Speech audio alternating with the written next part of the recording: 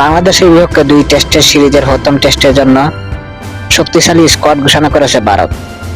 দলের অধিনায়ক রোহিত শর্মা, ব্যাটার বিরাট কোহলি, শুভমান গিল, জয়সী জয়সওয়াল সহ আছেন নিয়মিত মুখদের প্রায় সবাই। লম্বা সময় পর দলে ফিরছেন ঋষভ পান্ট।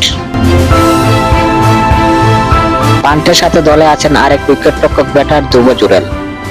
ফলে লোকেশ রাহুলকে কিপিংয়ে গ্লাভস হাতে দেখা যাওয়ার সম্ভাবনা নেই বললেই চলে। স্পিনার হিসেবে রয়েছেন রবিচন্দ্রন অশ্বিন, রবীন্দ্র জাদেজার সাথে আছেন অক্ষর প্যাটেল এবং কুলদীপ যাদব। জাসপ্রীত বুমরাহ এবং মোহাম্মদ সিরাজের সাথে তৃতীয় পেসার আকাশদীপ। এছাড়া অভিষেকের অপেক্ষায় থাকা আরেক পেসার যশ দয়ালও আছেন স্কোয়াডে। আগামী 19 জানুয়ারি চেন্নাই মাঠে গড়াবে ভারত এবং বাংলাদেশের মধ্যকার 2 ম্যাচের টেস্ট সিরিজের প্রথম ম্যাচ।